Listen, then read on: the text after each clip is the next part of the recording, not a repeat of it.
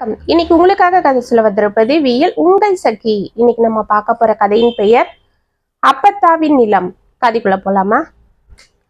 School bell அடிக்கவும் Radha உள்ளே வரவும் சரியாக இருக்க ரிஜிஸ்டரில் கையெழுத்து போட்டுவிட்டு தனது கிளாஸிற்கு சென்றாள். அவளை பார்த்து அனைத்து பிள்ளைகளும் எழுந்து கொண்டு குட் மார்னிங் மிஸ் என்றனர் மகிழ்ச்சியோடு. குட் மார்னிங் டியர்ஸ் என்று அவள் புன்னகையோடு கூறிக்கொண்டு அட்னஸ் எடுத்துவிட்டு புத்தகத்தை எடுத்து பாடம் எடுக்க ஆரம்பித்தாள். மிஸ், இன்னைக்கு நம்ம என்ன லெசன் படிக்க போறோம் மிஸ் என்று பிள்ளைகள் ஆவலாக கேட்க கிராண்ட்மா என்றாள் ராதா. ஓகே மிஸ், இன்ட்ரெஸ்டிங்கா இருக்குமா என்று ஒரு மாணவன் கேட்க கிராண்ட்மானாலே இன்ட்ரெஸ்டிங் தான்ப்பா என்று சிரித்தாள். இதற்குள் அவளது செல்போன் ஒலிக்க அதை எடுத்து பார்த்தாள். என்ன இது, அப்பா போன் போடுறாரு, ஒருவேளை எதனா மறந்து வச்சுட்டு வந்துட்டனோ என்று யோசித்தவாறே போனை எடுத்தாள். அப்பா சொல்லுங்கப்பா என்று அவள் கேட்பதற்குள் அம்மா ராதா என்று அவரது தீனமான குரல் கேட்டது. ராதாவின் முகம் பயத்தை காட்ட அவள் குரல் நடுங்கி கொண்டே அப்பா என்னப்பா என்றாள் மெதுவாக. அம்மாடி ராதா, அப்பத்தான் நம்மளை விட்டு என்றவர் முடிப்பதற்குள் ராதா போனை கீழே போட்டுவிட்டு மயங்கி சாய்ந்தாள். ஆட்டோ வந்து வாசலில் நின்றதும் அதில் இருந்து தன்னுடன் பணி செய்யும் 2 டீச்சர்களுடன் மெதுவாக இறங்கி வந்தாள் ராதா. வீட்டு வாசலில் ஷியாமியானா போடப்பட்டிருந்தது. அந்த ஊர்க்காரர்களும் சொந்த பந்தங்களும் சோகத்தோடு உள்ளே சென்று விட்டு வாசலில் இருந்த சேரில் வந்து அமர்ந்தனர். ராதாவிற்கு கால்கள் விடவெடுத்தது. தனது அப்பத்தாவின் உயிரற்ற உடலை தான் எப்படி பார்க்க போகிறோம் என்று கலங்கியபடியே அமைதியாக உள்ளே நடந்து சென்றாள்.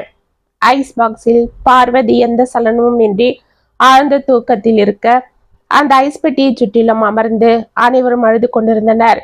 அம்மா அழுது கொண்டே அனைவருக்கும் காஃபி தண்ணீர் என்று எடுத்து வந்து கொடுத்து கொண்டிருக்க அப்பா சிங்கப்பூரில் இருக்கும் சித்தப்பாவிற்கும் கோயம்புத்தூரில் இருக்கும் அத்தைக்கும் அழுது கொண்டே போன் செய்து விஷயத்தை கூறிக்கொண்டிருந்தார்.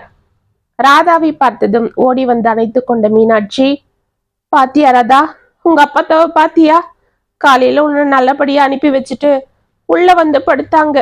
தாகமா இருக்கு, கொஞ்சம் தண்ணி குடுமான்னு கேட்டாங்க. நான் கொண்டு வந்து கொடுத்தேன். வாங்கி 2 வாய் குடிக்கிறதுக்குள்ள என்று அவளை கட்டி கொண்டு அழுதாள் அம்மா. ராதா பாருடி, உன் அப்பத்தாவை பாரு. உங்க அம்மாவை விட அவங்க பின்னாடி தானே அதிகமா சுத்துவ. இன்னைக்கு உங்க அப்பத்தா உன்னை விட்டு போயிட்டாங்க பாருடி என்று ஒரு மூதாட்டி கூறிக்கொண்டே அழ ராதா அப்பத்தாவின் முகத்தை பார்த்தவாறே தொப்பனை கீழே அமர்ந்தாள். அதற்கு பிறகு அவளது பார்வை தனது அப்பத்தாவின் முகத்தில் இருந்து விலகவில்லை. ஆனால் மனது மட்டும் அப்பத்தாவின் நினைவுகளில் மூழ்கின. அப்பத்தா என்ன அப்பத்தா, எப்ப பாரு நம்ம வீட்டுக்குள்ள இல்லாம இந்த தோட்டத்து கொட்டாயிலே வந்து உக்காந்து இருக்கிற, அப்படி என்னதான் இங்க இருக்கு என்று கேட்டவாறு ஓடி வந்தவள் தோள்களை கட்டி கொண்டாள் ராதா. தனது வெற்றிலை பெட்டியை மூடி வைத்து விட்டு அவளை தூக்கி மடியில் வைத்து கொண்ட பார்வதி, இங்க தாண்டிய உசிரே இருக்கு என்று முத்தம் கொஞ்சினாள். என்ன பத்தா, எல்லாருக்கும் உசுறு உடம்புல தானே இருக்கும், நீ மட்டும் எப்ப பாரு என் உசுறு இந்த தோட்டத்துல தான் இருக்குன்னு சொல்ற என்று சிரித்தாள். ஆமாண்டி சின்ன சிரிக்கி, இந்த தோட்டம்தான் எனக்கு எல்லாமே. இது என்னோட அப்பா கொடுத்த சீதனம். 4 பிள்ளைங்க இருந்தாலும் கடைசி காலத்துல எங்க அப்பா என்கிட்ட தான் வந்துட்டாரு. அப்ப கூட பொண்ணுக்கு பாரமா இருக்க கூடாதுன்னு எங்க வீட்டு பின்னாடியே இதோ இந்த நிலத்தை வாங்கி இதுல கொட்டாயி போட்டுட்டு இருந்தாரு. இந்த செடியெல்லாம் அவர் வளர்த்ததுதான். எங்க அம்மா ஞாபகமா ஒவ்வொன்னும் பார்த்து பார்த்து வளர்த்தாரு. இதுங்க கூட இருக்கும் போது எனக்கும் எங்க அம்மா கூடவே இருக்கிறது போல இருக்கும். அவர் கடைசி மூச்சை விட்டதும் நான் இங்கதான் இருக்க ஆரம்பிச்சேன். இதை நான் எம்புட்டு கஷ்டம் வந்தாலும் உங்க தாத்தாக்கு கொடுக்கல தெரியுமா? என் உடம்புல இருந்த எல்லா நகையும் கழட்டி கொடுத்தாலும் அவர் எவ்வளவு கெஞ்சி கேட்டோம் நான் இதை கொடுக்கல.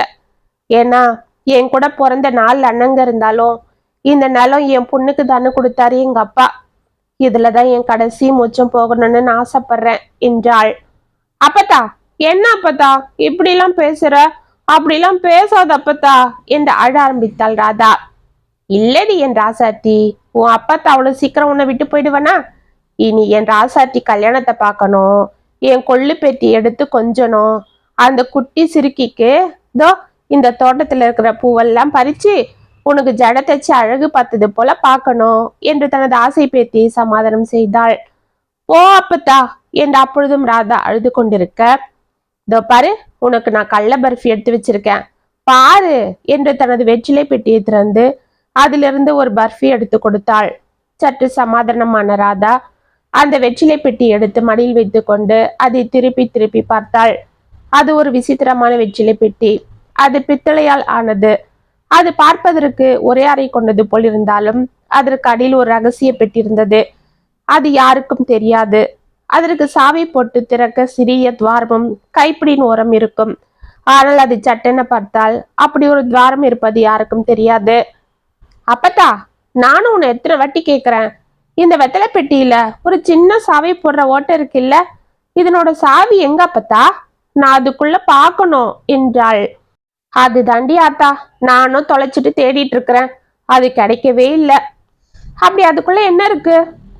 அதுதான் எனக்கும் தெரியாது என்றவள் கூறிக்கொண்டிருக்க, ஏய் ராதா என்று உள்ளிருந்து மீனாட்சியின் குரல் கேட்டது.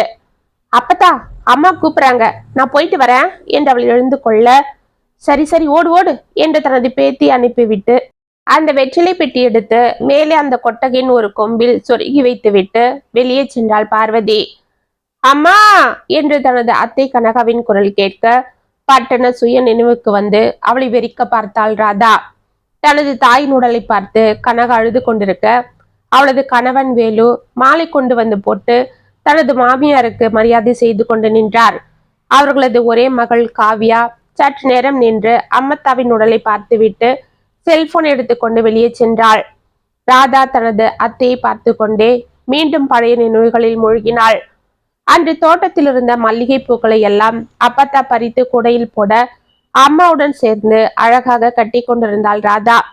அப்பொழுது ஊரில் இருந்து வந்திருந்த கனகா காஃபியை குடித்து கொண்டே வந்து அந்த கயிற்று கட்டிலில் அமர, என்ன கனகா, குழந்தை எங்க என்று கேட்டாள் மீனாட்சி. அவ போன்ல கேம்ஸ் ஆடிட்டு இருப்பா நீ என்றாள். என்னம்மா இது, வருஷம் பூராதான் அங்க தனியா கிடந்து அந்த போனை நோண்டிட்டு இருக்கிறா. இப்பயாவது வந்து அவ மாமன் பொண்ணு கூட விளையாடக்கூடாது? இங்க வந்தோம் யார்கிட்டயும் பேசாம அந்த போனை தான் நோண்டணுமா என்று கேட்டுக்கொண்டே வந்து தனது மகளின் அருகில் அமர்ந்தாள் பார்வதி. அதுக்கு என்னமா செய்யறது, அவளுக்கு அதுவே பழகி போச்சு. சரி அதை விடு, நான் உன்கிட்ட ஒரு விஷயம் பேசதான் வந்தேன். என்னம்மா சொல்லு. நமக்கு இருந்த சொத்து இந்த வீடும் இந்த நிலமும் தான். இந்த வீட்டை அண்ணன் எடுத்துக்கிச்சு என்று அவள் கூறியதும் பூக்களை கட்டி கொண்டிருந்த மீனாட்சி டக்குன்னு நிமிர்ந்து அவளை பார்த்தாள். ஏய், என்னடி சொல்ற? உங்க அப்பா போனதும் இது 3 பேருக்கும் தான் பங்குன்னு சொன்னதுக்கு நீயும் சின்னவனும் எங்களுக்கு வேணாம், நாங்க வெளியூர் வெளிநாடுன்னு இருக்கோம், அண்ணன் தான் இங்க இருக்கு, அதனால அண்ணனே எடுத்துக்கிட்டோம், ஆனா அது மதிப்பை போட்டு அதுல எங்க பங்கு மட்டும் பணமா கொடுத்துருங்கன்னு சொல்லி வாங்கிட்டு போகல. அவனும் அவன் பொண்டாட்டி நகையை வித்து ஆபீஸ்ல கடனை வாங்கி எப்படியும் உங்க பங்க கொடுத்தான், சும்மா எடுத்துக்கிட்டான் என்றாள் பார்வதி. ஆமாம்மா, நான் அப்படி சொல்ல வரல. அப்பா வாங்கின வீடு கையை விட்டு போக கூடாதுன்னு அண்ணன் வாங்கிக்கிச்சு. இப்ப அது இல்ல விஷயம். பின்ன இந்த நிலம் இப்ப 3 பேருக்கும் தானே பங்கு? ஆமா என்று மெதுவாக கூறினாள் பார்வதி. அது இப்ப பங்கு போட்டு கொடுத்துட்டேம்மா. அது உன் பேர்ல தானே இருக்கு. நியாயமா அம்மாவோட சொத்து பொண்ணுக்கு தான் சேரணும். ஆனா இப்ப அப்படியா சட்டம் இருக்கு? அதுவும் இல்லாம எனக்கும் மனசாட்சி இருக்கு இல்ல. சின்ன அண்ணனாவது பரவாயில்ல, சிங்கப்பூர்ல இருக்கு. பெரிய அண்ணன் இங்கதான் ஏதோ சின்ன உத்தியோகத்துல இருக்கு. அதுக்கும் ஒரு பொண்ணு இருக்கு. நாளைக்கு அவளோட கல்யாண காட்சிக்கும் வேணும் இல்ல. இதெல்லாம் யோசிச்சுதான் அதை 3ஆவே பங்கு போட சொல்லி கேக்குறேன். ஏன்னா நீ இருக்கும்போது அதை கொடுத்துட்டா நல்லா இருக்கும் என்றாள். ஏய் கனகா, நான் உனக்கு எத்தனை வாட்டி சொல்லியிருக்கிறேன் இந்த நிலத்தை பத்தி மட்டும் பேசாதன்னு. இது என்னோட சொர்க்க பூமிடி. நான் உயிரோட இருக்கிற வரைக்கும் இதை யாரும் பங்கு போட நான் விடவே மாட்டேன். அம்மா, இன்னும் எத்தனை காலத்துக்கு தான் அதே பழைய கதையை சொல்லுவ? இப்போதைக்கு இந்த நிலம் 10 லட்சம் போகும். பங்கு போட்டு கொடுத்தா நாங்க 3 பேரும் பிரிச்சுப்போம். அதுல எதனா உபயோகமா நகை நட்டுன்னு வாங்கியாவது வைக்கலாம். இல்ல எங்க வீட்டுக்கார பிசினஸ்க்காவது யூஸ் ஆகும். நாங்களும் மாடியில ஒரு போர்ஷன் போடணும்னு இருக்கோம், அதுக்காவது பிரயோஜனப்படும். சின்ன அண்ணனும் ஏதோ வாங்கணும்னு சொல்லுது. இப்ப இந்த பணம் இருந்தா எல்லாருக்கும் நல்லது. நீ என்னடான்னா சும்மாவே அதுல காய்கறி செடிங்க பூச்செடிங்கன்னு போட்டு வச்சுட்டு ஒன்னுத்துக்கும் உபயோகம் இல்லாம வச்சிருக்கிற என்று முகத்தை சுளித்தாள். உங்களுக்கு இது வெறும் கல்லு மண்ணு செடிங்களா தான் தெரியும், அதனால தான் இத காசாக்க பாக்குறீங்க. ஆனா இது எனக்கு தெய்வம் போல. தெய்வத்தை உணரத்தான் முடியும். அந்த அருமெல்லாம் உங்களுக்கு தெரியாதுடி. ஓடி என்று எழுந்து சென்றாள் பார்வதி. ராதா அவளை ஆச்சரியமாக பார்த்து கொண்டிருந்தாள். சிங்கப்பூரில் இருந்து சித்தப்பா தினகரும் அவரது மனைவி மேனகாவும் வந்துவிட அவர்களது ஒரே மகன் சுரேஷும் வந்தான். யாருக்கும் துக்கம் இல்லை என்றாலும் பேரு கழுது விட்டு அனைவரும் கூடி நின்று ஏதேதோ கிசுகிசுவென பேசிக் கொண்டிருக்க ராதாவிற்கு அவர்களை பார்த்து அந்த துக்கத்திலும் சிரிப்புதான் வந்தது. அன்று மாலை அனைத்து முடிந்து அப்பத்தா உயிர் விட்ட அந்த கொட்டகையில் விளக்கும் ஏற்றப்பட்டது. ராதா தனது அப்பத்தாவின் போட்டோவிற்கு மாலை போட்டு வணங்கிவிட்டு எழுந்து கொள்ள வெளியே தோட்டத்தில் சித்தப்பாவின் குரல் கேட்டது. இதோ பாருன, இத்தனை வருஷமா நானும் தங்கச்சியும் எத்தனையோ வாட்டி கேட்டு பார்த்துட்டோம். அப்பவே அம்மா சரின்னு சொல்லியிருந்தா இதை வித்துட்டு இருக்கலாம்.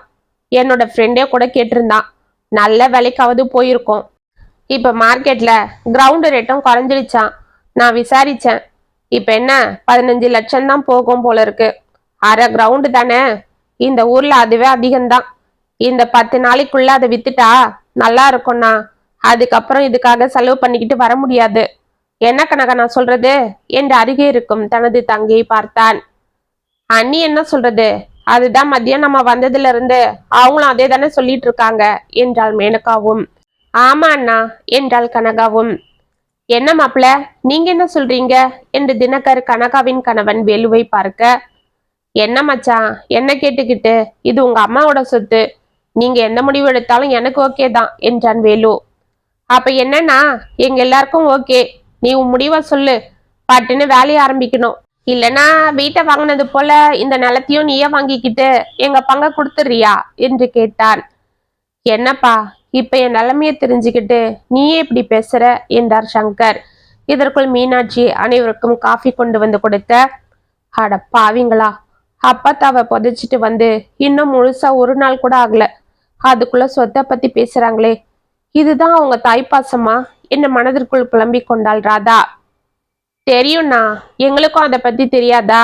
அதுவும் இல்லாம ராதாவும் கல்யாணத்துக்கு நிக்கிறா. அண்ணியோட நகையெல்லாம் வித்துதான் நீயும் இந்த வீட்டை வாங்கின. இப்போ உன்கிட்ட விற்க நகையும் இருக்காது. அதுக்குதான் வெளியில யார்கிட்டயாவது பேசிக்கலாம். யாராவது நல்ல பார்ட்டியா இருந்தா பட்டுன்னு வாங்கிடுவாங்க. 15 லட்சம்லாம் அவங்களுக்கு ஒன்றும் பெரிய விஷயமா இருக்காது. என்ன சொல்ற? உனக்கு அப்படி யாராவது தெரிஞ்சவங்க இருந்தாலும் சொல்லுண்ணா என்றான். சங்கரன் ஏதோ கூற வாயெடுக்க, சித்தப்பா அந்த நிலத்தை நாங்களே வாங்கிக்கிறோம் என்று கூறிக்கொண்டே அங்கு வந்தாள் ராதா. அனைவரும் திடுக்கிட்டு பார்க்க, ஏய் ராதா, என்னடி வளர்ற? பெரியவங்க பேசும்போது நீ என்ன பேசாம உள்ள போ என்றாள் மீனாட்சி கோபமாக. அம்மா நீ பேசாம இரு. சித்தப்பா நான் சொல்றேன், அந்த நிலத்தை நானே வாங்கிக்கிறேன் என்றாள் ராதா தீர்க்கமாக. ஏய் ராதா குட்டி, அது ஒன்னும் 1000 2000 இல்ல, 15 லட்சம். அதுல உங்க பங்கு 5 லட்சம் போனாலும் பாக்கி எங்க பங்கு 10 லட்சத்தை புரட்டணும், அதுவும் 10 நாள்ல என்றாள் மேனகா. தெரியும் சித்தி, நான் டீச்சர், எனக்கு கணக்கெல்லாம் நல்லாவே வரும் என்றாள் ராதா அவளை முறைத்தபடி. சங்கரன் அதிர்ச்சியோடு அவளை பார்த்தவாறே எழுந்து மெதுவாக அவளிடம் வந்தார். தங்கம், அப்பத்தா மேல இருக்கிற பாசத்தால நீ இப்படி பேசுறது எனக்கு புரியுது. அப்பத்தா உசிரே வச்சிட்டு இருந்த இந்த நிலத்தை விற்க போறாங்கன்ற ஆதங்கத்துல நீ பேசுற. ஆனா இது விளையாட்டு இல்லடா. நீ ஏதோ சொல்ல போய் அது வாங்க முடியலனா அப்புறம் அவங்க ஆத்திரப்பட்டுடுவாங்க. பேசாம உள்ள போ என்றார். அப்பா, நான் நிதானமா யோசிச்சுதான் சொல்றேன். இந்த நிலத்தை நான் வாங்க தான் போறேன். எனக்கு ஒரு வாரம் டைம் கொடுக்க சொல்லுங்க என்றாள் ராதா. ஏய் என்னடி வளர்ற? ஒரு வாரம் டைம் கொடுத்தா மட்டும் என்ன பண்ணிட்டு போற என்று மீனாட்சி கத்தி கொண்டு அவளிடம் வர, ஒரு வாரத்துக்கு அப்புறம் என்னால முடியலன்னு கெஞ்சுவா. நாமளும் பரிதமா பார்த்து விட்டுட்டு போயிடுவோம். அப்புறம் இதோ அதொன்னு இழுத்தடிச்சிட்டு இருப்பாங்க. நாமளும் அழிய முடியாம விட்டுடுவோம். அப்புறம் அவங்களே ஆண்டு அனுபவிச்சுப்பாங்க. கொஞ்ச நாள் போனா எங்களால இதுதான் முடியும்னு ஒரு தொகையை கொடுப்பாங்க. நாமளும் ஏதோ வர்றது வரட்டோன்னு அலைச்சலுக்கு பயந்து கையெழுத்து போட்டுடுவோம். அதுதானே உங்க பிளானு? இதெல்லாம் உங்க பொண்ணு கிட்ட சொல்லி கொடுத்து இப்படி எல்லாம் பேச சொல்றீங்க என்று மீனாட்சியை பார்த்து முறைத்தவாறு அங்கு வந்தாள் கனகா. ஏம்மா இப்படி எல்லாம் பேசுற? இவ இப்படி பேசுறது எங்களுக்கே ஆச்சரியமா இருக்கு. நானே அவளை திட்டிட்டு இருக்கிறேன், நீ ஏதேதோ பேசுற என்றாள் மீனாட்சி குரல் கம்ம. கனகா பேசாம இரு. அவதான் அவ்வளோ தீர்க்கமா சொல்றா இல்ல, நாமளும் டைம் கொடுக்கலாம், ஒன்னும் தப்பில்ல. ஆமா ராதா, நாங்க ஒரு வாரம் டைம் கொடுக்குறோம்மா, நீ அதுக்குள்ள பணத்தை புரட்ட பாரு. முடியலன்னா அப்புறம் வேற எதனா யோசிக்கலாம். தினகர், நீங்களும் அதுக்குள்ள யாராவது புரோக்கர் இருந்தா சொல்லி வைங்க, பார்க்கலாம் என்றார் வேலு. சரி மாப்ள, நீங்க சொல்றது போலவே செய்யலாம். ராதா, இன்னும் ஒரு வாரத்துல பணத்தை ரெடி பண்ணு, நானும் அதுக்குள்ள ஏதாவது புரோக்கரை பாக்குறேன் என்று கூறிவிட்டு தினகர் செல்ல அவளை முறைத்தவாறே கனகாவும் மேனகாவும் சென்றனர். இவளுக்கு ஓவரா செல்லம் கொடுத்து எப்படி ஆக்கி வச்சிருக்கீங்க பாருங்க. ஒரு வாரத்துல எப்படி பணத்தை புரட்ட போறா. இவ பாக்குறது என்ன கலெக்டர் வேலைன்னு நினைச்சிட்டாளா? 5,000 சம்பளம் வர உத்தியோகம். எதை நம்பி இவ வாக்கு கொடுத்துருக்கா? இனி விக்க என்கிட்ட நகை ஒண்ணும் இல்ல. நம்மளை நம்பி எவனும் கடனும் கொடுக்க மாட்டான் என்று எரிந்து விழுந்தாள் மீனாட்சி. அப்பா, நான் எப்படியோ புரட்டுறேன்ப்பா, அம்மா பேசாம இருக்க சொல்லுங்க என்றாள் ராதா. எப்படின்னா போங்க என்று மீனாட்சியும் தனது கணவரிடம் கோபத்தோடு கூறிவிட்டு செல்ல, ராதா மெதுவாக தனது அப்பத்தாவின் அறைக்கு சென்று கட்டிலில் அமர்ந்தாள். அம்மாடி ராதா என்று அமைதியாக அழைத்தவாறே சங்கரன் அவள் அருகில் அமர்ந்து கொண்டு தோள்களை பற்றினார். அப்பா என்று அழுது கொண்டு அவர் மீது சாய்ந்த ராதா தேம்பி அழ ஆரம்பித்தாள். அப்பா, உங்க பங்குக்கு நீங்களும் என்ன திட்டிட்டு போறீங்களாப்பா என்று கேட்டாள். இல்லடி என் தங்கம், எனக்கு மனசு தெரியாதா? அப்பாத்தா மேல நீ எவ்வளவு பாசம் வச்சிருந்த. எங்க அம்மா உன் மேல உசிரியே வச்சிட்டு இருந்தாங்களே என்று துக்கத்தோடு கூறினார். ஆமாப்பா, அப்பாத்தா என்ன ரொம்ப நம்பினாங்கப்பா. இதை நான் விட மாட்டேன்னு அவங்களுக்கு நல்லா தெரியும். அந்த நம்பிக்கையை நான் காப்பாத்தணும்ப்பா.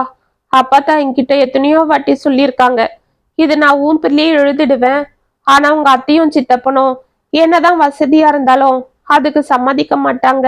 உங்க அப்பனையும் ஆத்தாலையும் பேசிய கொன்னுடுவாங்க. உங்க அம்மாவும் ரோஷக்காரி, உடனே அதை அவங்களுக்கே பங்கு போட்டு கொடுத்துடுங்கன்னு சொல்லுவான்னு அடிக்கடி சொல்லியிருக்காங்க. அதனாலதான் அவங்க என் பேர்ல இது எழுதல. ஆனா நான் இதை எப்படியும் வாங்கிடுவேன், இதை யாருக்கும் விட்டு கொடுக்க மாட்டேன்னு திடமா நம்பினாங்கப்பா என்று விம்மினாள். சரிம்மா, ஆனா இப்ப அதுக்கு நாம என்ன செய்ய முடியும்? 10 நாள்ல 10 லட்சத்தை எப்படி புரட்டுவ? அப்பா, அப்பத்தா அதுக்கும் வழி கட்டுவாங்கப்பா. நான் கண்டிப்பா இந்த நிலத்தை வாங்க போறேன் என்று தனது அப்பத்தாவின் போட்டோவை பார்த்து கொண்டு எழுந்து உள்ளே சென்றாள். பெட்ரூம் உள்ளே கனகாவும் மேனகாவும் கிசுகிசுவென பேசிக் கொண்டிருந்தது அவள் காதில் விழுந்தது. ஏன் நீ, அந்த பொண்ணு ராதா இந்த நிலத்தை நானே வாங்கிக்கிறேன்னு சொல்றாளே, அவ்வளவு பணம் அவகிட்ட ஏது? அவளை நம்பி சின்ன அண்ணனும் சரின்னு சொல்லிடுச்சு. ஆமா கனகா, அதுதான் எனக்கும் ஒன்றும் புரியல. அவ பாக்குறது சாதாரண சின்ன ஸ்கூல்ல டீச்சர் வேலை. மிஞ்சி மிஞ்சி போனா என்ன ஒரு 4,000 இல்ல 5,000 வரும், அவ்வளவுதான். மாமாவுக்கும் பெருசா ஒன்றும் சம்பளம் இல்லை. இப்பதான் கடனெல்லாம் அடைச்சிருக்காங்க போல தெரியுது. இவங்க கிட்ட ஏது 10 லட்சம்? எந்த தைரியத்துல அவ சொன்னானே புரியலையே என்றாள் மேனகா. ஒருவேளை எங்க அம்மா அவகிட்ட எதனா கொடுத்துருப்பாங்களோ? அவங்க என்ன கொடுத்துருப்பாங்க? அதுதான் அவங்க நகையெல்லாம் கூட நம்ம அப்பப்ப பங்கு போட்டு வாங்கிட்டோமே. அவங்க சாதாரண கவலை நகை தானே போட்டுட்டு இருந்தாங்க. ஆமா, வேற சொத்து கூட நமக்கு தெரியாம அம்மா கிட்ட எதுவும் இல்லையே. அப்புறம் எப்படி இவ சமாளிப்பா? ஒருவேளை அன்னைக்கு அவங்க வீட்டுல எதனா கொடுத்து உதவுவாங்களோ? ஆமா, அவங்க அண்ணன் பெரிய குபேரனுங்களா? அவங்க அண்ணன் பஞ்சாயத்து ஆபீஸ்ல கிளர்க்கு வேலை பாக்குறவரு. அவங்க பையன் இப்பதான் படிப்பை முடிச்சுட்டு வேலையில சேர்ந்தானா. அது கூட ட்ரைனிங்ல இருக்கானா. அவங்க எங்க இருந்து உதவி செய்யறது? அதுதானே. சரி, எது எப்படியோ பார்க்கலாம். அவ என்னதான் செய்யறான்னு. அவ மட்டும் எதனா முடியலன்னு வந்து நிக்கட்டும், அப்புறம் இருக்கு அவளுக்கும் அவங்க அம்மா கறிக்கும் என்று முனறினாள் கனகா. ராதா அமைதியாக தனது அறையில் சென்று படுத்து கொண்டு கண்களை மூடினாள். அவள் மனது குழம்பி தவித்தது. அந்த நிலத்தை எப்படி வாங்க போகிறோம்? 10 நாளில் 10 லட்சம் புரட்டுவது சாதாரண விஷயமா என்றெல்லாம் யோசித்து கொண்டே தூங்கி போனாள். அவள் தலையில் யாரோ கையை வைத்து தடவ பட்டன கண்களை திறந்தாள் ராதா. பார்வதி அவள் அருகில் அமர்ந்து கொண்டிருப்பதை பார்த்ததும் அவளுக்கு துக்கம் தொண்டையை அடைக்க, அப்பத்தா என்று அழைத்து கொண்டே அவளை கட்டி அணைத்தாள். ஏய் தங்கம், என் செல்லம், இந்த கிழவிக்காக நீ போராடுறது எனக்கு தெரியுதுடி. கவலைப்படாத, அந்த ஆண்டவன் உனக்கு துணையா இருப்பாரு. என் தங்கம், அந்த நிலத்துலதான் என் உசிரே இருக்கு, உனக்கு தெரியும் இல்ல? அதை விட்டுடாதடி கண்ணு என்று அவள் கண்கள் கலங்க கூற, அப்பத்தா நான் விட மாட்டேன், அப்பத்தா நான் விட மாட்டேன். அதை யாருக்கும் விட்டு கொடுக்க மாட்டேன். நானே வாங்கிடுவேன் அப்பத்தா, நீ கவலைப்படாத அப்பத்தா என்று உணர்ச்சி ததும கூறினாள். ஏ ராதா என்று மீனாட்சி அழைத்து கொண்டு வர ராதா கண்களை திறந்து கொண்டு பட்டனை எழுந்தமர்ந்தாள். என்னடி பெண்ணாத்திட்டு இருக்கிற?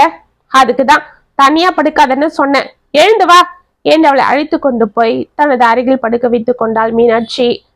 குழந்தைக்கு அப்பத்தான் ஞாபகம் வந்துட்டு இருக்கோம் அத்தா, அதை மிரட்டாத என்றாள் ஒரு மூதாட்டி. ராதா தனது அப்பத்தாவின் போட்டோவை பார்த்தபடி கண்களை மூடினாள். மறுநாள் காலை பிரின்சிபலை பார்த்து அனைத்தையும் கூறினாள் ராதா. ராதா, உன்னோட நிலைமை எனக்கு நல்லா புரியுதுமா. உங்க அப்பத்தா மேல நீ வச்சிருக்கிற பாசமும் புரியுது. ஆனா இப்ப திடுதிடுப்புன்னு அவ்வளவு பணத்துக்கு என்ன செய்ய முடியும்? இப்பத்திக்கு என்னால ஒரு 3 லட்சம் கொடுக்க முடியும். அது கூட என் மனைவி நகையெல்லாம் வச்சுதான் கொடுப்பேன். அது திருப்புற வரைக்கும் வட்டி நீ தான் கட்டணும் என்றார். சரி சார், பரவாயில்ல, நானே கட்டிக்கிறேன், நீங்க அதை பத்தி கவலைப்படாதீங்க என்றாள் ராதா படபடப்பாக. சரிம்மா, அப்ப நாளைக்கே நான் உனக்கு ஏற்பாடு பண்ணி கொடுக்கறேன். ஆமா, அப்ப கூட இன்னும் 7 லட்சம் தேவைப்படுதே, என்ன பண்ணுவ? தெரியல சார், அதுக்கும் எங்க அப்பா தான் வழியை காட்டுவாங்க என்று எழுந்து கொண்டாள். அப்பா, அம்மா கிட்ட சொல்லுங்கப்பா, அந்த நகையை கொடுக்க சொல்லுங்கப்பா. இப்ப எனக்கு கல்யாணத்தை விட அப்பத்தாவோட நிலம்தான் பெருசு. அப்பா பிளீஸ்பா என்று கெஞ்சி கொண்டிருந்தாள் ராதா. சங்கரன் தர்ம சங்கடத்தோடு தனது மனைவியை பார்க்க, என்ன பாக்குறீங்க? இவ ஆட்டத்துக்கெல்லாம் நான் தலையாட்ட மாட்டேன். நானே இருந்த நகையெல்லாம் போயிட்டு இப்பதான் கொஞ்சம் கொஞ்சமா சீட்டை நாட்டை போட்டு ஏதோ இவ கல்யாணத்துக்காக சேர்த்து வச்சிருக்கேன். இப்ப அதை வித்துட்டு அப்படி ஒன்னும் அந்த நிலத்தை வாங்கணும்னு கட்டாயம் இல்ல. பொண்ணுக்கு கல்யாணத்தை முடிக்காம நிலத்தை வாங்கி வச்சிருக்காங்க பாருன்னு எல்லாரும் என் முகத்துலதான் காரி துப்புவாங்க. 1000 தான் எங்க அண்ணன் பையனுக்கு இவளை கட்டினாலும் கௌரவமா கொஞ்சமாவது நகையாவது போட்டு அனுப்ப வேண்டாம் என்றாள் மீனாட்சி. அத்தை, அப்படிலாம் எந்த சட்டத்திலயும் இல்ல. நீங்க பேசாம அந்த நகையை அவகிட்ட கொடுங்க என்று கூறிக்கொண்டே உள்ளே வந்தான் ராஜு. பாப்பா ராஜு என்று அழைத்தனர் மீனாட்சியும் சங்கரனும். அவனை பார்த்து மெதுவாக எழுந்து கொண்டாள் ராதா. என்னப்பா ராஜு, நீயும் அவ கூட சேர்ந்துக்கிட்டு இப்படி பேசுற? உன் ட்ரைனிங் முடிஞ்சதும் அவளுக்கும் உனக்கும் கல்யாணம் பண்ணத்தானே ஏற்பாடு பண்ணிட்டு இருக்கோம். இப்ப வந்து நகையை வித்து குடிடுன்னு கேக்குறா. நீயும் அவளுக்கு கொடுக்க சொல்ற. நாளைக்கு எங்க அண்ணன் எதனா பேசிட்டா என்ன செய்யறது? அவருதான் கொடுக்க சொன்னார் அத்தை. ராதா, நேத்து நீ அப்பா வந்து பாத்தியா? வீட்டை வச்சு பணம் புரட்டணும்னு சொன்னியா? ஆமா மாமா என்றால் மெதுவாக. என்ன ராதா, உடனே வச்சு வாங்க, அது என்ன அடகு கடையா? அதுக்கெல்லாம் நிறைய ப்ராசஸ் இருக்கு. அதுவும் நீ நினைக்கிறது போல இந்த வீட்டுக்கு அவ்வளவுலாம் பணம் கிடைக்காது. இந்தா, அப்பா உன்கிட்ட இந்த பணத்தை கொடுக்க சொன்னாரு. இதுல 2 லட்சம் இருக்கு என்று ஒரு துணிப்பை அவளிடம் கொடுத்தான். என்னப்பா ராஜு, எதுக்கு இதெல்லாம் என்று அலறினார் சங்கர். மாமா, ராதாக்கு அவங்க அப்பத்தா நிலத்தை வாங்கணும்னு தவிப்பு, எனக்கு அவ ஆசையை நிறைவேற்றணுன்ற தவிப்பு, எங்க அப்பாக்கு நாங்க 2 பேரும் கஷ்டப்படக்கூடாதுன்ற தவிப்பு. அவ்வளவுதான், இதுல வேற எதுவும் சொல்றதுக்கு இல்ல. ராதா, இந்த பணத்தோட சேர்த்து மொத்தம் எவ்வளவு ஆகுது சொல்லு என்று கேட்டான். பிரின்சிபல் ஒரு 3 லட்சம் கொடுத்தாரு. நீ இப்ப 2 கொடுத்துருக்கிற. அம்மா நகையை கொடுத்தா ஒரு 5 லட்சம் வரும். எல்லாம் சேர்த்து 10 லட்சம் ஆயிடுச்சு மாமா என்றால் உற்சாகமாக. அது மட்டும் எப்படி போதும்? ரிஜிஸ்ட்ரேஷனுக்கு இன்னும் 2 லட்சமாவது ஆகுமே. அப்படியா? என்னோட அக்கௌண்ட்ல ஒரு 50,000 இருக்கு. அப்பா, உங்ககிட்ட எவ்வளவு இருக்கு? இருக்கு போடி இவளே. அவரே அத்தை காரியத்துக்காக இருந்த பணத்தெல்லாம் போட்டு செலவு பண்ணிட்டு இருக்காரு. அவங்கெல்லாம் நிலத்தை நம்ம வாங்க போறோம் என்ற கோவத்துல எந்த செலவும் பார்க்காம கம்முன்னு இருக்காங்க.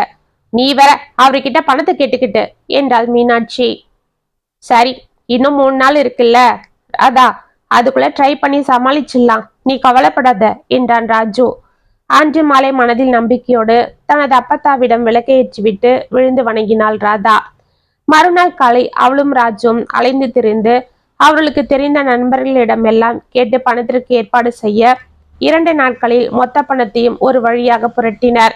இதற்குள் பார்வதியின் காரியத்திற்கும் ஏற்பாடாக இந்த 10 நாட்களில் மேனகா கனகாவின் ஏச்சு பேச்சுக்களுக்கும் சாடை பேச்சுகளும் அந்த வீடு வசதியாக இல்லை, இங்கு இருக்க முடியவில்லை என்று தினகரனும் அவனது மகளும் சலித்து கொள்ள இதனால் எல்லாம் மிகவுமே நொந்து போனார்கள் மீனாட்சியும் சங்கரனும். ராதா இதை எதையும் காதில் போட்டு கொள்ளாமல் அனைத்து ஏற்பாடுகளும் செய்ய ஒரு வழியாக நிலத்தை அவள் பேரில் ரிஜிஸ்டர் செய்து முடித்து அவர்கள் பங்கை வாங்கி கொண்டு காரியத்தை முடித்துவிட்டு அவரவர்கள் ஊருக்கு கிளம்பினர். அனைத்து வேலைகளும் முடித்துவிட்டு தனது அப்பத்தாவின் நிலத்தை மீட்டெடுத்த சந்தோஷத்தில் நிம்மதியாக அப்பத்தா வாழ்ந்த அந்த கொட்டகையில் கட்டிலில் வந்து அக்காடா என்று படுத்தாள் ராதா. மீனாட்சியும் சங்கரனும் சோர்வோடு வந்து அவள் அருகில் அமர்ந்தனர். அப்பா, அம்மா, என்ன இது? ஏன் இவ்வளவு டல்லா இருக்கீங்க? நான் இன்னைக்குதான் ரொம்ப சந்தோஷமா இருக்கிறேன். அப்பத்தாவோட ஆசை போல இந்த நிலத்தை நானே வாங்கிட்டேன். அப்பத்தாவோட ஆன்மா இப்ப எவ்வளவு சந்தோஷப்படும் தெரியுமா என்று உற்சாகத்தோடு கூறினாள். என்னம்மா, இருந்த நகையெல்லாம் வித்துட்டு ஊரை சுத்தி கடனை வாங்கி இந்த நிலத்தை அடமா வாங்கிட்ட. இப்போ உன் கல்யாணத்துக்கு என்ன செய்யறது? இந்த கடனெல்லாம் எப்படி அடைக்கிறது? இந்த வீட்டை அடமானம் வச்சாலும் இதுக்கு என்ன ஒரு 5 லட்சம் தான் வரும். அதை மட்டும் வச்சு என்ன செய்யறது என்று பெருமூச்சு விட்டார் சங்கரன். நான் தான் அப்பவே தலைப்பட அடிச்சுக்கிட்டேனே, நீங்களும் அவன் பேச்சுக்கு ஆடுனீங்க. பத்தாததுக்கு எங்க அண்ணனும் அவன் புள்ளையும் தாளம் போட்டாங்க என்றாள் மீனாட்சி கோபமாக. அப்பா, கவலைப்படாதீங்கப்பா, என் அப்பத்தா என்னை கைவிட மாட்டாங்க.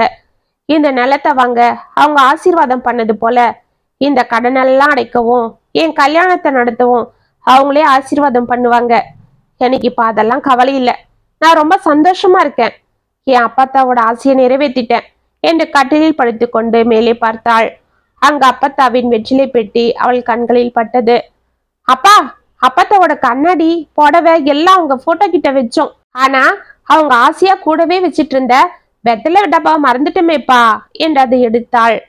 ஆமாண்டி, அப்பத்தா கடைசியா இங்க வந்து படுத்துக்கிட்டு என்னை கூப்பிட்டாங்க. அன்னைக்கு என்கிட்ட தண்ணி கேட்கறதுக்கு முன்னாடி ஒரு சாவியை கொடுத்து இத ராதா கிட்ட கொடு, வெத்தலை பெட்டின்னு சொல்லு, அவ புரிஞ்சுப்பான்னு சொன்னாங்க. நானும் ஏதோ கவனத்துல அதை வாங்கி உன் டேபிள் ரால போட்டேன். அதுக்கப்புறம் என்னென்னவோ நடந்துருச்சு.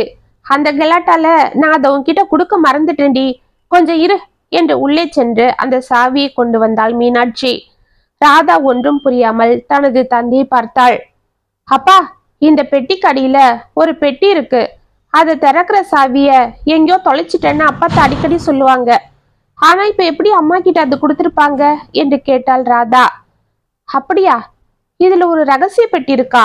இது நாள் வரை எனக்கு அது தெரியாதேம்மா என்று அதை வாங்கி ஆவலாக பார்த்தார் சங்கரன். இதற்குள் மீனாட்சி சாவி கொண்டு வந்து கொடுக்க ராதா அதை வாங்கி அந்த பெட்டியை திறந்தாள். சங்கரனும் மீனாட்சியும் இதை ஆச்சரியமாக பார்த்து கொண்டிருக்க அந்த பெட்டியில் இருந்து ஒரு சிறிய பட்டு துணியை எடுத்தாள் ராதா. அதிலிருந்து ஒரு வைர நெக்லஸும் 2 வைர வளையல்களும் கீழே விழுந்து மின்னின. அதை பார்த்து மூவரும் திடுக்கிட மீனாட்சியின் கண்கள் ஆச்சரியத்தால் விரிந்தது. இது எங்க அம்மாவோட நகையாச்சே, இது தொலைஞ்சிடுச்சுன்னு எங்க அம்மா அடிக்கடி எங்க அப்பா கிட்ட சொன்னாங்களே என்று அதை ஆவலாக குனிந்தெடுத்தார் சங்கரன். அப்பா, என்ன சொல்றீங்க என்று ராதா கேட்க, ஆமாம்மா, நாங்க சின்ன பிள்ளைங்களா இருக்கும்போது எங்க 3 பேரையும் கூட்டிக்கிட்டு எங்க அம்மாத்தா ஊருக்கு போனாங்க. அப்ப எங்க அம்மாக்கு எங்க அம்மா தாத்தா உடம்புல இருந்த நகையெல்லாம் கழட்டி கொடுத்தாங்க. எங்க அம்மா அதை போட்டுக்காம பத்திரமா சுருக்கு பையில வச்சுக்கிட்டாங்க. அப்ப நாங்க திரும்பி வரும்போது ஆத்துல வெள்ளம் வந்துடுச்சு. எல்லாரும் அடிச்சுட்டு போயிட்டாங்க. நாங்க எப்படியோ ஒரு வழியா கரை சேர்ந்து தப்பிச்சு வந்தோம். அப்பதான் அந்த சுருக்கு பை ஆத்தோட போயிடுச்சுன்னு எங்க அம்மா சொன்னாங்க. எங்க அப்பாவும் நீ தப்பிச்சியே, அதுவே போதும், அது போனா போகுதுன்னு சொல்லிட்டாரு. ஆனா இந்த நகை இங்க இருக்கே என்று அவர் ஆச்சரியமாக கேட்க, இதற்குள் அதிலிருந்த ஒரு கடிதம் ராதாவின் கண்களில் பட்டது. அதை எடுத்து ஆவலாக படித்தாள். என் அன்பு ராதாவிற்கு இந்த அப்பத்தா எழுதுவது. இந்த நிலத்தை நீ எனக்காக எப்படியும் போராடி வாங்கிடுவன்னு எனக்கு நல்லா தெரியும்டி கண்ணு. அதுக்காக தான் நானும் இதோ இந்த வெத்தலை பெட்டிய உனக்காக இதுல பத்திரமா வச்சிருக்கேன். இந்த பெட்டியில இருக்கிற நகை உனக்காகத்தான். எங்க அம்மா கடைசியா தன் உடம்புல இருந்த நகையை கட்டி எனக்காக கொடுத்தாங்க. எங்க அண்ணன்க நிலம் வீடுன்னு எல்லாம் எங்க அப்பா கிட்ட இருந்து எழுதி வாங்கிட்டாங்க. இந்த நகையை மட்டும் அவங்க கிட்ட போராடி உனக்காக காப்பாத்தினேன்னு என்கிட்ட கொடுத்தாங்க. உங்க தாத்தா என்கிட்ட இருந்த நகையெல்லாம் வாங்கி அவங்க தங்கச்சிங்க கல்யாணத்துக்கும் வியாபாரத்துக்கும் வித்துட்டாரு. அது போல இதையும் வித்துடுவாருன்னு நான் பயந்தேன். இதை என் அம்மா எனக்கு பத்திரப்படுத்தி கொடுத்தது போல இதை என் பிள்ளைங்களுக்கு எப்படியாவது பத்திரமா கொடுக்கணும்னு ஆசைப்பட்டேன். அதனாலதான் இது ஆத்தோட போயிடுச்சுன்னு உங்க தாத்தா கிட்ட போய் சொல்லி பத்திரமா வெத்தலை பெட்டிக்குள்ள யாருக்கும் சந்தேகம் வராதது போல பூட்டி வச்சிருந்தேன். உங்க அப்பனுக்கு கூட இது தெரியாது. அவன் இந்த வீட்டை வாங்க கஷ்டப்பட்டப்பவே நான் எடுத்து கொடுத்துருப்பேன். ஆனா உங்க சித்தப்பனுக்கும் அத்தைக்கும் தெரிஞ்சா அவங்க சும்மா விட மாட்டாங்க. எனக்கு அவங்களுக்கு கொடுக்க விருப்பம் இல்லை. எவ்வளவு கஷ்டம் வந்தாலும் என் புள்ளையும் என் மூத்த மருமகளும் என்னை விடாம பாத்துக்கிட்டாங்க.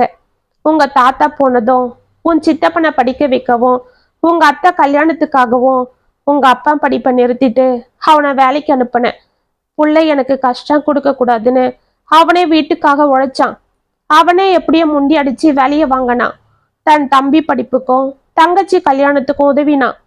ஆனா உங்க அப்பனை கண்டுக்கிறதே இல்லை. என்னையும் அவங்க மதிக்கிறது இல்லை. அவங்களுக்கு சொத்து வீடு வாசல் நிலம் இது மேலதான் கண்ணு. அதுவும் இல்லாம அவங்க அப்பா வாழ்ந்த வீட்டை எப்படியாவது வாங்கணும்னு இருந்த நகையெல்லாம் வித்துட்டான். என் மகன் ராசாத்தி உன் கல்யாணத்துக்கு அவன் என்ன பண்ணுவான்? கண்டிப்பா அவன் கூட பிறந்தவங்க அவனுக்கு உதவி செய்ய மாட்டாங்க. அதனாலதான் இது நகைய அவங்களுக்கு கொடுக்க கூடாதுன்னு முடிவு பண்ணிட்டேன்.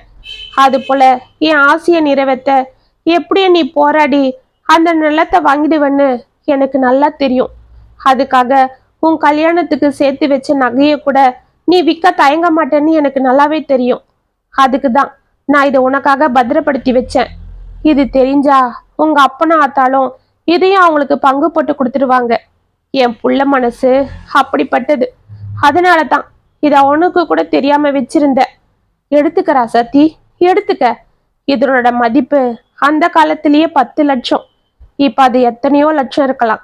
ஆனா என் பேத்தி அன்புக்கு முன்னாடி இதெல்லாம் எனக்கு பெருசா தெரியல.